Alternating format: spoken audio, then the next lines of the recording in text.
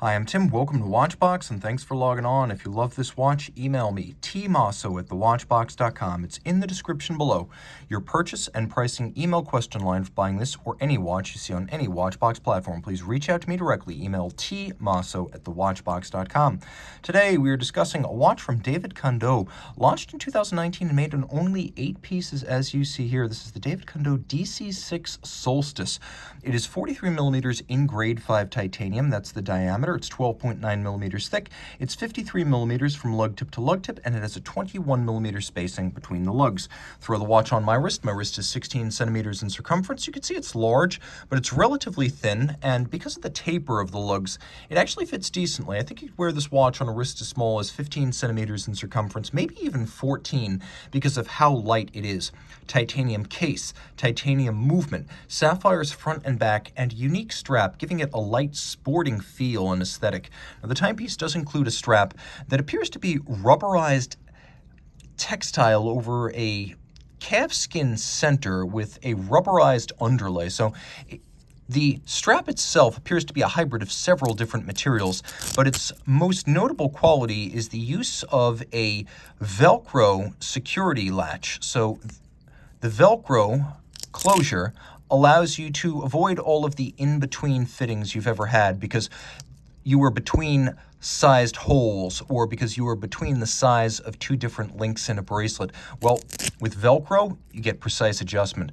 Now, we also have here a titanium buckle that's been handsomely faceted and satinated, and then we have a little applied golden logo with both media blasting and polish. D.Candaux and the town in which he works, Les Soliat, a tiny village in the Vallée du Jeu. You can see that this rotates, and it is handsomely executed in its own right. Take a look. There's even beveling on the edge of this part and beveling on the edge of the gold badge. The attention to detail on this watch runneth over. Now, the case flank is wonderfully complex, though there's been some talk that the dial looks a little bit like the FP Journe Tourbillon Souverain and Tourbillon Remontoire series. The fact is the case looks nothing like anything Journe's ever done, as we have these visible assembly bolts facing outboard. We have a rusticated, satinated, almost raw milled look to the satin finish on the underside. You can see how it's not all directional.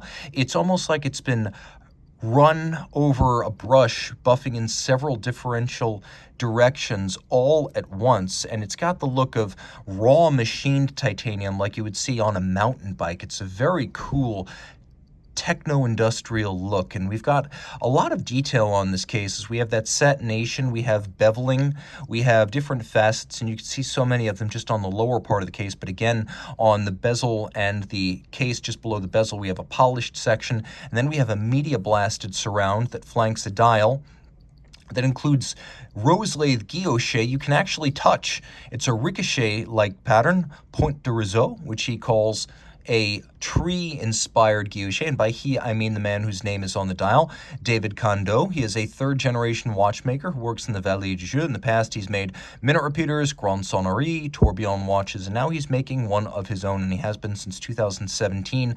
His factory is literally a converted barn, and he makes about 18 to 20 pieces a year, so you're talking very, very low artisanal production. Now, the watch includes that lovely guilloche, including 2 fired blued screws to hold it in place, and we have large domed sapphires flanking a dial that tells time, and another that acts as both your constant seconds display and a gorgeous tourbillon regulator. Now, there's a power reserve indicator up the top of the dial. It says the heart and the spirit, and manually wound, this watch has a 55-hour power reserve. More on that tourbillon. If you look carefully, you can see that the dial is actually angled relative to the horizontal plane of the watch. So if this is the plane of the case, the dial is tilted like this. And the idea is to just make it more visible when it's on the wrist. We also have a flying tourbillon, that is to say there's no upper bridge to block your view. It's a 1-minute tourbillon, and it is angled at 30 degrees between the angle of the dial, the angle of the tourbillon, and the use of an overcoil hairspring on the tourbillon. This watch keeps very consistent time both on your dresser and on your wrist. So it restores some of the original chronometric intent of the Breguet tourbillon for the pocket watch. Now it makes more sense for the wristwatch. Now you can see that we have both an overcoil hairspring here and a free sprung balance, so it's 6-position adjusted, and then shock and concussion on the wrist can't change the timing because all the timing is done with bolts that move into and out of the balance. Now, Candaux designed the entire entire watch. So I don't mean he just designed the bridges, the plates, and the case, and the drivetrain. No, he designed the balance, he designed the escapement himself. This is all D.Candaux. If you look carefully, you can even see, and it's not the easiest thing to see, but on the base below the tourbillon, I'm going to try to focus in on that. The camera doesn't want to play ball. There are actually tech specs related to the assembly and tuning and diagnosis of the tourbillon's performance, and these tech specs are literally engraved in a ring below the tourbillon, so any high-level watchmaker in the future will be able to properly service and repair this watch and return it to good running form, whether or not Mr. Candaux is around 100 years hence. Now, what you can also see here is that there's a beautifully engine-turned base plate, and the cage for the tourbillon has been fired blued, and then it's been beveled internally, so we have 4 sharp interior angles just inside the tourbillon cage itself. The watch has 23 such sharp angles where 2 bevels meet, and this is one of the most difficult acts for a finisher in the Swiss watch industry. It's up there with outward angles and black polishing. Oh, and by the way, this case back has a ton of black polish. So we've got interior angles, we've got black polished screws, we've got black polished drivetrain bridges, and note they've also been mirror beveled on their edge, so you can really see that anglage on the edge, and you can see even though these components are in steel, we have inward angles on these surfaces as well. We have Côte de Soliat, which is a special sort of striping that is much broader, deeper, and more luminous than Côte de Genève. So this is a specialty of the house at D.Candaux. You can also see something unusual about these bridges, which is that they're made of grade 5 titanium. So this is very difficult to finish.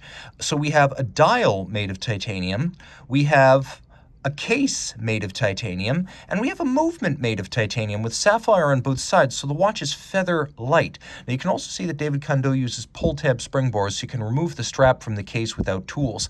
1740, about that. That was the year the first confirmed watchmaker took up practice in the Vallée du Joux. And of course, D.Candaux, who is both engineer and watchmaker, is a 3rd-generation watchmaker in the region, so this is very important to him. It is a 47 jewel movement, all hand-finished, hand-assembled, hand-adjusted, and you can see even the case-back sapphire shape is non-standard. Everything about this watch is bespoke, and though this is a pre-owned watch, having been introduced in 2019, D.Candaux offers a 10-year warranty on every watch, so you're still quite well protected. This watch has it all, and the maker is a member of the AHCI. D.Candaux was inducted.